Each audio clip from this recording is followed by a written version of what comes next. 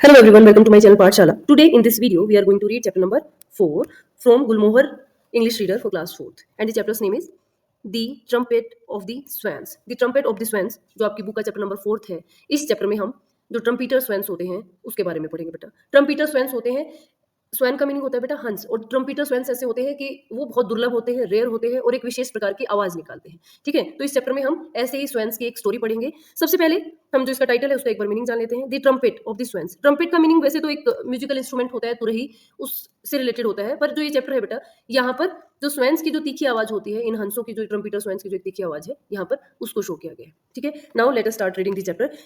इस कॉर्नर में जो येलो बॉक्स है, यहाँ पर इस चैप्टर का जो राइटर है उसका नाम दिया गया है, आप इसको एक बार रीड कर लेना। ठीक है, बिफोर यू रीड, चैप्टर को पढ़ने से पहले आपको एक इन्फॉर्मेशन दी गई है स्वैंस के बारे में, हम उसको पढ़ लेते हैं। Named so for its loud shrill call, the trumpeter swan is one of the biggest and the heaviest species of water birds.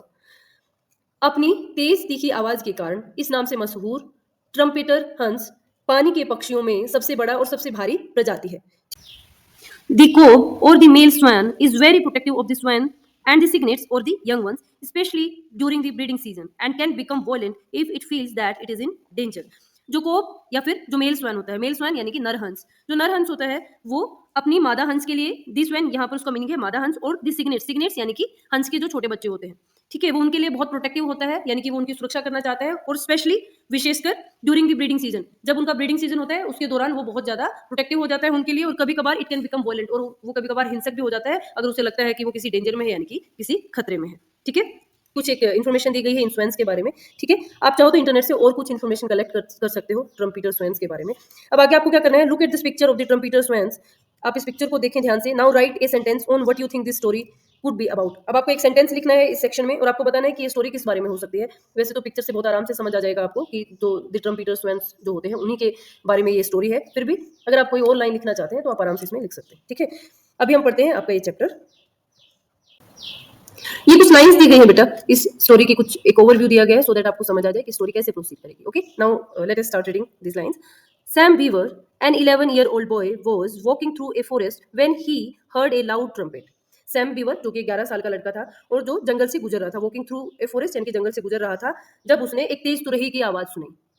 तुरही की जो आवाज यहाँ पर किसकी है, इन स्वैंस की आवाज है, एक विशेष प्रकार की वो आवाज निकालते हैं, इसलिए उनको ट्रम्पीटर स्वैन भी बोला जाता है। ये मैंने आपको चैप्टर की स्टार्टिंग में बताया भी था। ठीक है, Startled, he searched the woods and swam till he saw two enormous trumpeter swan by a lonely pond in the middle of the forest. Startled का मीनिंग होता है बेटा हैरानी से या चौंकने से। वो चौकन्ना हो गया था, बहुत ज्यादा चौंक गया था जो उसने तुरही की आवाज सुनी थी। तो फिर उसने आगे क्या किया, चौंक कर उसने जंगल और दलदलों को ढूंढा, जब तक कि उसे जंगल के बीच में एक सुनसान तालाब के पास दो विशाल तुरही वाले हंस उसे दिखाई दी। यानी कि वो चौंक गया था वो तुरही की जो तेज आवाज आई थी उसको सुनकर, और उसने वुड्स यानी कि जंगलों को और स्वयं यानी कि दलदल वाली जगहों को जब तक ढूंढा, जब तक उसने दो बड़े बड़े ट्रम्पीटर स्वैंस को वहां पर पाया। नेक्स्ट क्या हुआ, दे वर लेइंग एग्स, वो अंडे दे रहे थे। Sam was filled with wonder because he knew that trumpeter swans were very rare, और जो सैम था वो आश्चर्यचकित हो गया, हैरान हो गया, क्योंकि वो जानता था जो ट्रम्पीटर स्वैंस होते हैं वो बहुत ज्यादा रेयर होते हैं, यानी कि वो दुर्लभ पक्षी हैं।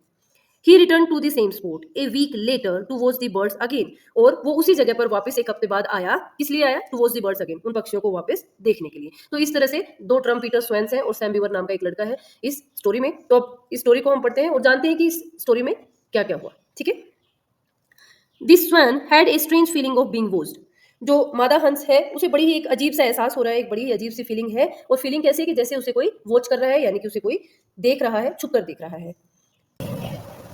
She twisted and peered uneasily and gazed intently at the point of the land that jutted out into the pond near the nest, searching for an intruder. अगर कोई किसी को छुप के देख रहा है तो कहीं ना कहीं इस चीज की फीलिंग आ जाती है कि कोई मुझे छुप के देख रहा है। तो जो मादा हंस है उसे भी ऐसी फीलिंग आ गई थी उस हंस को कि कोई मुझे छुप के देख रहा है। तो उसने क्या किया, she twisted and paid uneasily and gazed intently at the point of the land that jutted out into the pond near the nest. वो बेचैनी के साथ मुड़ी, अनइजीली का मीनिंग होता है बेचैनी, वो बेचैनी के साथ पीछे की तरफ मुड़ी, and gazed intently at the point of the land, और वो बेचैनी के साथ मुड़कर एक जगह पर एकटक देखती रही। किस जगह पर उसने देखा, जो तालाब में घोंसले के पास वाली उभरी हुई एक जमीन थी, जटेड आउट यानी कि पास वाली जो जमीन थी उसकी तरफ वो देखने लगी। और क्या देख रही थी, सर्चिंग फॉर एन इंट्रूडर, जो घुसपैठिया था। इंट्रूडर का मीनिंग होता है बेटा घुसपैठिया, यानी कि वो उस घुसपैठिए को खोज रही थी।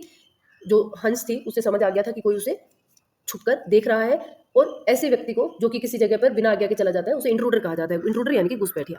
तो वो भी उस घुसपैठिए को ढूंढ रही थी कि उसकी जमीन के आसपास, उसके घोंसले के आसपास कौन है। What she finally so surprise हर, और जब जैसे ही उसने फाइनली जो देखा उससे वो सरप्राइज हो गई, उससे वो हैरान हो गई। There was a small boy sitting on a log, वहां पर एक छोटा लड़का लकड़ी के टुकड़े पर बैठा हुआ था।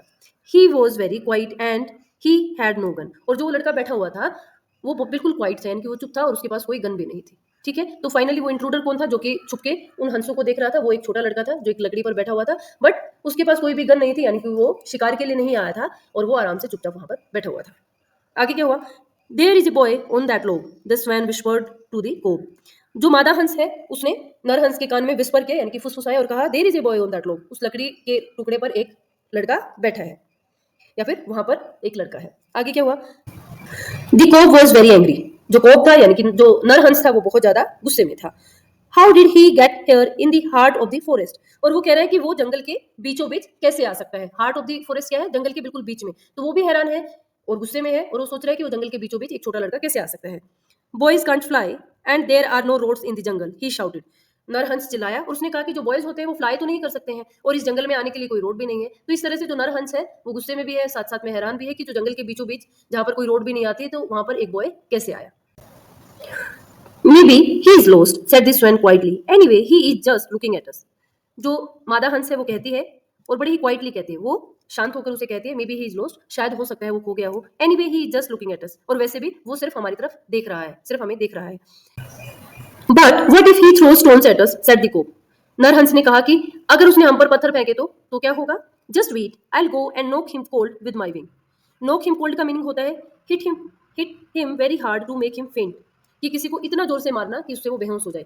जो नरहंस है उसे उस बच्चे की प्रेजेंस पसंद नहीं आती है, उसे लगता है कि वह उन सबको छुप छुप के देख रहा है, साथ ही साथ वो हैरान भी है कि वो जंगल के बीचों बीच कैसे आ गया, और वो मादा हंस को कहता है कि तू अभी रुक, मैं उसे अपने पंख के साथ इतना जोर से हिट करके आता हूँ कि वो बेहोश हो जाए। Now just wait, don't start a fight, said this swan, जो मादा हंस है वो उसे कहती है कि अभी जस्ट वेट, कि तुम अभी वेट करो, रुक जाओ, डोंट स्टार्ट ए फाइट, कोई भी लड़ाई शुरू मत करो। He is not disturbing us at all, वो हमें डिस्टर्ब नहीं कर रहा है, यानी कि वो बच्चा एकदम क्वाइटली बैठा हुआ था, वो कुछ भी नहीं कर रहा था, वो परेशान भी नहीं कर रहा था उनको, इसलिए मादा हंस नरहंस को समझाती है। Anyway I have started this nest and I will go and lay a fourth egg now, said this one, और वो कहती है वैसे भी मैंने इस घोंसले को शुरू किया है, यानी कि बनाना शुरू किया है, and I will go and lay a fourth egg now, said this one, जो मादा हंस ने कहा कि मैंने घोंसले को बनाना शुरू कर दिया है और मैं अब जाकर चौथा अंडा अभी मैं दूंगी। ठीक है, आगे क्या हुआ? फॉर द नेक्स्ट आवर, अगले एक घंटे के लिए, the cob paddled slowly around the tiny island keeping watch, अगले एक घंटे तक जो नरहंस है वो धीरे धीरे उस आइलैंड यानी कि द्वीप के चारों ओर घूमता रहा और क्या करता रहा? कीपिंग वॉच, यानी कि वो उस निगरानी में बैठा रहा कि कोई मादा हंस को नुकसान न पहुंचा दे। Sam sat on the log, जो सैम बीवर नाम का बच्चा है वो लकड़ी के टुकड़े पर ही बैठा था। Spell bound eight the sight of these large water birds, spell bound का मीनिंग क्या होता है? स्पेल बाउंड का मीनिंग होता है मंत्रमुग्ध हो जाना, किसी चीज पे बिल्कुल ऐसे मोह जाना। जो सैम बीवर है वो सैम बीवर है जो कि लकड़ी के टुकड़े पर ही बैठा है, क्वाइटली बैठा है, वो स्पेल बाउंड है, एकदम मंत्रमुग्ध है। किस पर? At the sight of these large water birds, इन बड़े बड़े पानी के पक्षियों को देखकर, उस दृश्य को देखकर वो स्पेल बाउंडेड है, यानी कि वो एकदम मंत्रमुग्ध है। After he had watched them for an hour, Sam got up and quietly left, जब वह उनको एक घंटे तक वॉच करता रहता है, उनको अच्छे से देखता रहता है, उन दोनों ट्रम्पीटर स्वैन को, वो खड़ा हो जाता है एंड क्वाइटली लेफ्ट, और चुपके से चला जाता है, एकदम शांति से चला जाता है। दी बर्ड्स वॉच्ड हिम को, और जो दोनों बर्ड्स हैं, दोनों पक्षी हैं, उसको जाते हुए देखते हैं। Sighing with relief the swan left the nest and turn to look back, अब साइंग विद द रिलीफ का मीनिंग होता है राहत की सांस लेना। राहत की सांस लेते हुए जो मादा हंस है, जो दी स्वैन यहाँ पर जो वर्ड है, मादा हंस घोंसले को छोड़ती है एंड पीछे की ओर देखने के लिए मुड़ती है। There laying safely on the soft feathers at the bottom of the nest were 4 eggs, और वो पीछे मुड़ के क्या देखती है? वो देखती है कि घोंसले के नीचे मुलायम पंखों पर क्या रखे थे? वहां पर सुरक्षित रूप से 4 अंडे रखे हुए थे। ठीक है, अब वो राहत की सांस लेते हुए घोंसले से बाहर निकलती है और पीछे की ओर मुड़कर देखती है कि वहां पर घोंसले में नीचे नरम नरम पंखों के ऊपर 4 अंडे रखे हुए थे। She gazed at them proudly, और वो उनको एकटक गर्व के साथ देखती है। ठीक है, नेक्स्ट है this one settled herself in the nest to keep her eggs warm, अब वो क्या करती है? घोंसले में अपने आप को अच्छे से सेटल कर लेती है, अपने आप को बैठा लेती है उस घोंसले में, किस लिए? उन अंडों को गर्म करने के लिए, यानी कि वार्म रखने के लिए। Carefully she reached down with her bill and poked each egg until it was in just the right spot to receive warmth from her body, और अंडों को गर्म करने के लिए वो अपने आप को उस घोंसले में बैठा लेती है, यानी कि बैठ जाती है, और बहुत ही सावधानी से अपनी चोंच से नीचे तक जाकर वो अंडों को जब तक उसको दबाती रहती है, जब तक वो उस पोजीशन में नहीं आ जाते हैं कि वो सारे के सारे उसकी शरीर की गर्मी पा सके, यानी कि उनको अच्छे से वो अरेंज करती है। The cob sailed around close by to keep her company and protect her from the enemies. और जो कोब है यानी कि जो नरहंस है वो क्या करता है, नरहंस उसके आसपास ही रहता है। सेल्ड अराउंड क्लोज बाय क्या, आसपास ही वो तैरता रहता है। और किस लिए, टू कीप हर कंपनी, एक तो उसको कंपनी देने के लिए यानी कि उसका साथ देने के लिए, and protect her from the enemies, और जो एनिमीज हैं आसपास जो उनके शत्रु हो सकते हैं उससे उनको प्रोटेक्ट करने के लिए। ठीक है। He knew that a fox prowled somewhere in the woods. He had heard him barking on some nights. और वो क्या जानता था, वो जानता था कि जंगल में कहीं एक लोमड़ी घूम रही है। और उसने कैसे ये जाना, उसने कुछ रातों पहले उसे भौंकते हुए सुना था। तो इस तरह से जो कोब है, जो नरहंस है, वो क्या है, चौकन्ना है, अलार्म्ड है, अलर्ट है। किस लिए वो अलर्ट है, उन सब एनिमीज के प्रति वो अलर्ट है। वो जानता है कि वो अगर थोड़ा सा भी अलर्ट नहीं रहा तो हो सकता है वो मादा हंस को या उसके अंडों को नुकसान पहुंचा सकते हैं। तो इस तरह से वो उनकी प्रोटेक्शन करता है। ओके, नेक्स्ट है Days passed and the swan sat in the nest, warming the eggs through sun and rain. अब दिन बीतते गए और हंस जो है, जो मादा हंस है, वो घोंसले में बैठी रही और धूप और बारिश के टाइम में भी वो अपने अंडों को गर्मी देती रही थी। वीक्स वेंट बाय, हफ्ते बीत गए। नो वन डिस्टर्ब हर, और किसी ने उसको परेशान नहीं किया। इस तरह से जो दी स्वैन है वो आराम से घोंसले में बैठी रही, धूप और बारिश के टाइम में भी वो अपने अंडों को गर्मी देती रही। और इस तरह से हफ्ते के हफ्ते बीत गए और किसी ने उसको डिस्टर्ब नहीं किया, यानी कि परेशान नहीं किया। Finally one warm afternoon, tired of swimming around, the cob asked the swan, do you never get tired of sitting in one place. Finally एक दिन गर्मी की दोपहर में, वार्म आफ्टरनून यानी कि गर्म दोपहर में, जो कोब है वो तैरते तैरते टायर्ड हो गया है, यानी कि वो थक गया है। और वो हंस से, मादा हंस से वो पूछता है, do you never get tired of sitting in one place, क्या तुम एक जगह पर बैठकर कभी भी थकती नहीं हो। तो आगे वो क्या कहती है, नो, रिप्लाइड दिस वन। मादा हंस उसको क्या करती है, उसको उत्तर देती है, कहती है कि नहीं, मैं नहीं थकती हूँ। And I won't have to sit for long, our cygnets will be born soon. और वो कह रही है कि मुझे और ज्यादा नहीं बैठना पड़ेगा, हमारे बच्चे जो है वो जल्दी ही पैदा हो जाएंगे। सिग्नेट्स का मीनिंग होता है, जो हंस के छोटे बच्चे होते हैं उसको सिग्नेट्स बोलते हैं, या फिर जो यंग स्वैन्स होते हैं आप वो भी कह सकते हैं। Don't you ever feel hungry और थ्रस्टी, आज को जो नरहंस है उससे पूछता है कि क्या तुम्हें कभी भूख या प्यास नहीं लगती है। Yes I do, said this one. मादा हंस कहती है कि यस आई डू, मुझे लगती है। I am actually very thirsty right now. वो कह रही है कि मुझे असल में बहुत ज्यादा प्यास लगी है। She decided she could safely leave the eggs for a few minutes. और वो निर्णय लेती है कि वो कुछ मिनटों के लिए सुरक्षित रूप से अंडों को छोड़ सकती है। She pushed some loose feathers around the eggs to hide them and keep them warm. और वो क्या करती है, उसने अंडों को छिपाने के लिए और उनको गर्म रखने के लिए चारों ओर कुछ वहां पर जो बिखरे हुए जो पंख थे उनका वो यूज करती है, उनसे वो उन अंडों को ढक देती है। Then she stepped off the nest and entered the water to take a few quick sips. तब वो क्या करती है, वह फिर घोंसले से बाहर निकलती है। स्टेप्ड ऑफ द नेस्ट यानी कि घोंसले से बाहर निकलना, यानी वो घोंसले से बाहर निकलती है और कुछ घूंट पानी के पीने के लिए वो पानी में एंटर कर जाती है। She glided over to a shallow place, pushed her head under water and pulled up tender greens from the bottom. तो तैरते हुए एक शैलो प्लेस पे जाते हैं। शैलो प्लेस यानी कि एक उथली हुई जगह जहां पर ज्यादा गहरा नहीं है। पुश हर हेड अंडर वाटर, अपने सर को पानी के अंदर धकेल देती है, यानी कि अपना सर पानी में डुबो लेती है। और क्या करती है, pulled up tender greens from the bottom, और नरम जो घास है पानी के तल पे उसको वो खींचकर बाहर निकलती है।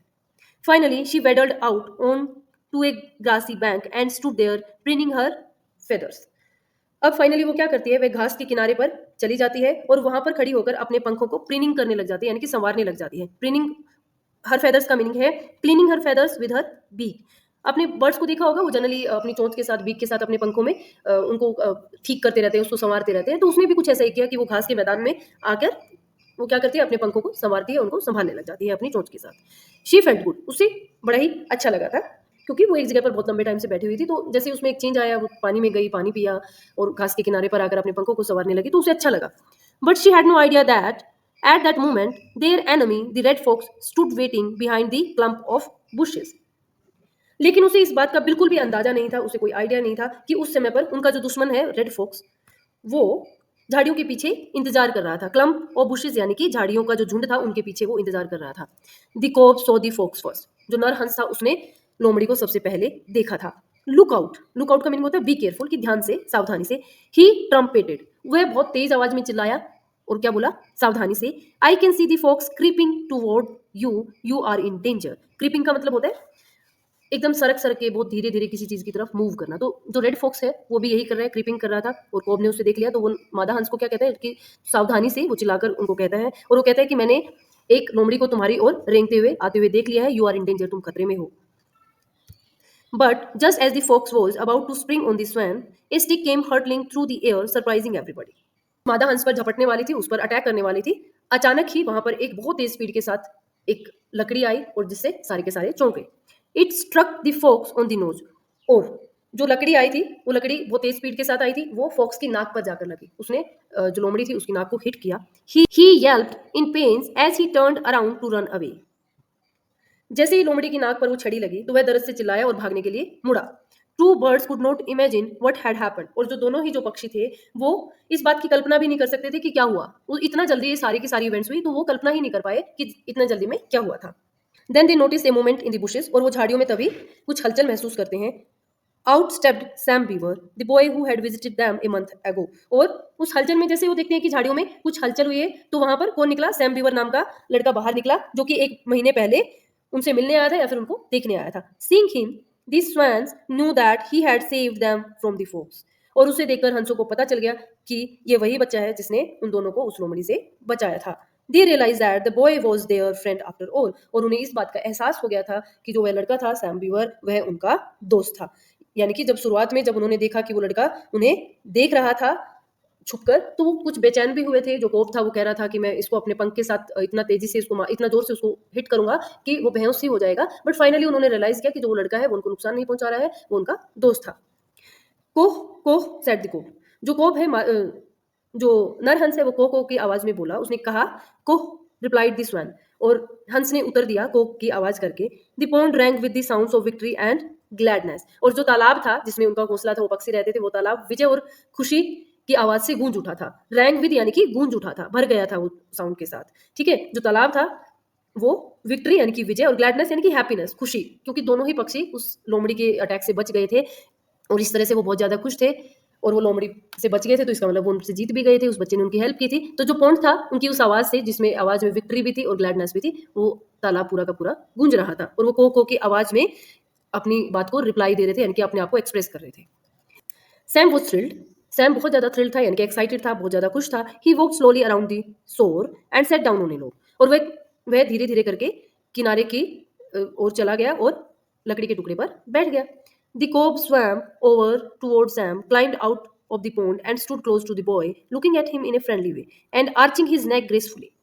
अब जो कोब है, जो हंस है, उसने क्या किया? नरहंस ने, जो नरहंस है वो सैम की ओर तैरकर आया और वो तालाब से बाहर निकला और लड़के के पास आकर stood close to the boy, यानी कि लड़के के पास आकर खड़ा हो गया। Looking at him in a friendly way. और उसने बड़े ही दोस्ताना ढंग से उसकी तरफ देखा और अपनी गर्दन को उसने बड़े ही शालीनता से ऊपर की ओर उठाया। आर्चिंग का मीनिंग होता है कर्विंग।